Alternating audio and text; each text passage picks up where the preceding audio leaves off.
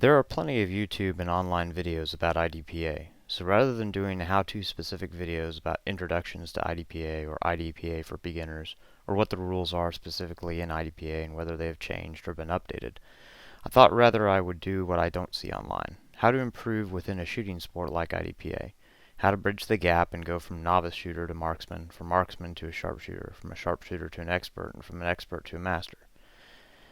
Being a master level shooter in IDPA is something that took me 2 years of experience in shooting, learning the hard way. But just like anything else, there are plenty of people along the way to help if I would only listen, watch, and learn. In this short course of videos, I'll try to break down the steps and bridge the gaps of how to move from one step to the next. Generally, at local matches, especially aside from the usual questions before each stage, how they should shoot it, or how I would shoot it, would I go first so they can watch me, there's always plenty of questions. It's usually, how can I shoot faster, and how can I do better? So let's start as a novice shooter. How do you become a marksman shooter? So the first and most important part of making marksman is to start with basic gun handling. Drawing, firing, reloading effectively and safely. This is something you must practice slowly at first, being purposeful in each and every movement. As you do this more and more, practicing your draw for example, you'll be able to speed up and retain the same muscle memory, movement, and thusly safety and good habits as your speed increases. Remember, building a good foundation is important in every skill set. Learning how to do anything from throwing a punch to driving a car, welding, or even eating with silverware is the same. If you don't start with a firm, rock-solid foundation before you build a house, when it's put to the test, it's going to crumble. So for good grip, good gun handling, I can definitely point you towards Jerry Miculek's video of how to shoot a pistol with world champion shooter Jerry Miculek. I'll bring special attention to the grip and the different types.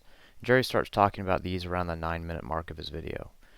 Unlike most, I won't steer you towards a specific weapons platform. Rather, there's a short list of manufacturers and models of weapons systems that are all reliable. They're all performance driven, and you could carry and compete with them. Safety features and calibers are all greatly discussed, but in reality, everyone's hands are different, so seek out a platform that feels good in your hands. It fits well, it fits snugly, feels natural, and yet shoots well for you. This is always a good starting point with anything so that it fits you rather than trying to make yourself change to accommodate a handgun that's too large, too small, or just not comfortable. That being said, there are really 3 types of grips I see in use in competition shooting. Don't crucify me on the names or pronunciation. This is how I know them. First is a Vogel grip. It involves wrapping the support hand and wrist as far up the handgun as possible. This stabilizes the left to right movement significantly, just like you hold a competition rifle stock. But because of how your body bends and the Glock-specific grip angle, this is really very conducive to the Glock platform mostly. I've not seen anyone personally use it with much success on the other platforms. The Enos or Lithium grip, also known as the combat grip, gets the most surface area around the base of the weapon. But again, depending on your hands and the size and shape of the weapon of your choice, this may or may not be the best grip for you. Finally, the Miculek grip, I'm sure it has another name, shown around the 12 and again in the 16-minute mark of Jerry's video, incorporates the front stippling of the trigger guard and is a variation on the Enos grip. It's worth mentioning the Weaver grip because many novice shooters start out this way. Some find it more comfortable. I certainly started this way, and I find myself falling back into it sometimes after a reload because of the extra time and necessity of getting my thumbs back out of the way after a fast reload, since it's really not that conducive for it. Generally speaking, no pressure goes into the thumbs against the frame rail of the handgun. The thumbs are not used.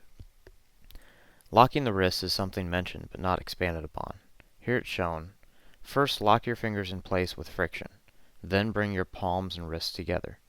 This torquing motion should be used to lock the gun in place, and then also tightening the muscles in your arms to lock your wrists. The main purpose here is to make a stable platform does not want to move against the recoil of the gun. This will help bring the weapon back into position after each shot. Choosing which grip to use should require some trial and error. You may change it later on. Marksmanship is very important at this stage of the game. If you can't stand still in an isosceles stance and deliver a shot at 5, 10, 15, or even 20 yards and get it to fall within an 8-inch circle, you can't hope to compete when a timer is running and movement is involved.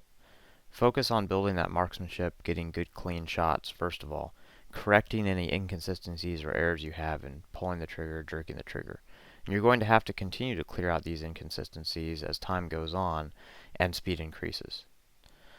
So lastly, getting DQ'd needs to be something that doesn't happen. There are some examples of stages we call DQ traps, such as moving backwards where shooters have to be keenly aware of where the muzzle is pointed, going towards the weak hand side and executing a reload without pointing the muzzle past the 180-degree line is something that occurs in stage designs quite frequently. More and more doors are being used, so moving your weak hand in front of the muzzle when opening a door or pushing over a barrel can earn you a DQ as well. Lastly, on El Presidente drills, facing uprange when starting and expecting a turn and draw, or just any movement uprange before the draw, and drawing while your body is still facing the rear of the range are things you have to practice, so when the time comes they don't surprise you. Safety. Remember, we're working with a firearm here. A simple accident could mean you or others are permanently injured or killed. Practice your draw, your movement, and your reloads with safety in mind first. Do it properly and perfectly, exactly how you need to do it, as slowly as you need to do it, and then repeat it as often as possible. Once you do it correctly, over time it will speed up, and you'll do it instinctively and naturally without losing the safety. This way you don't do something dumb and shoot yourself or others. And finally, this is going to be a resounding theme. Shoot as many of these matches as possible. Seat time, experience, this is going to make everything faster, smoother, and more importantly, easier.